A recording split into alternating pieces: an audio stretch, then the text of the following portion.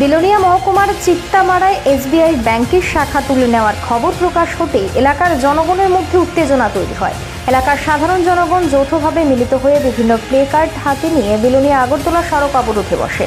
অবরোধকারীরা জনগণের বক্তব্য, 10 বছর আগে এলাকার জনগণের কথা মাথায় রেখে চিত্তামারা বাজারে এসবিআই ব্যাংকের শাখা স্থাপন করা হয়।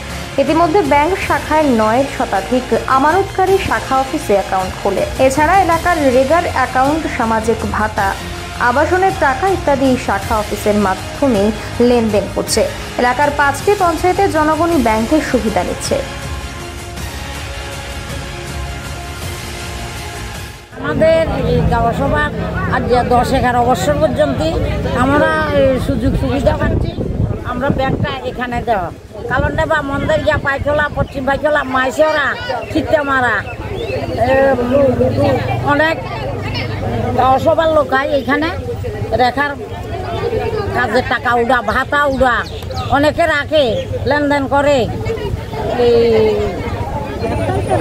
বাইরের তুনো টাকা ইয়ে যে অনেকের এখানে ইয়ে করে। এই কারণে আমরা সুযোগ সুবিধা, এই 8-10টা গাঁও সভার সুযোগ সুবিধার কারণে আমরা ব্যাংকটা এখানে রাখতে ইচ্ছুক সবাই। ব্যাংক কর্তৃপক্ষ কি কইছে এখানে থাকতো না? ব্যাংক কর্তৃপক্ষ কি কইছে?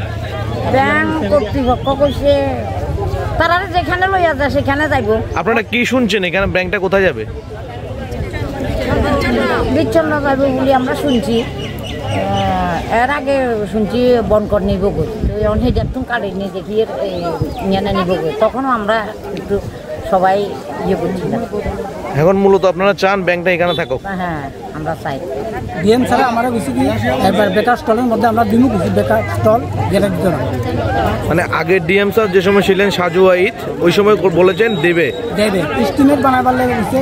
তারা গুয়াহাটির থেকে ইঞ্জিনিয়ার আনছে এসবিআইরা, তারাও সিস্টেমগুলো করার লেগে সিস্টেমও করছে।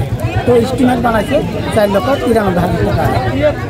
এখন নতুন সিদ্ধার্থ শিব জসওয়াল স্যার আসার পরে কি বন্ধ হয়ে গেছে কাজটা? না, এটা দিত না। এসবিআই যারা ব্যবসা করতে আসে, যে কোনো জায়গা দেয়া ব্যবসা করবে আমার কোথায় দিচ্ছে।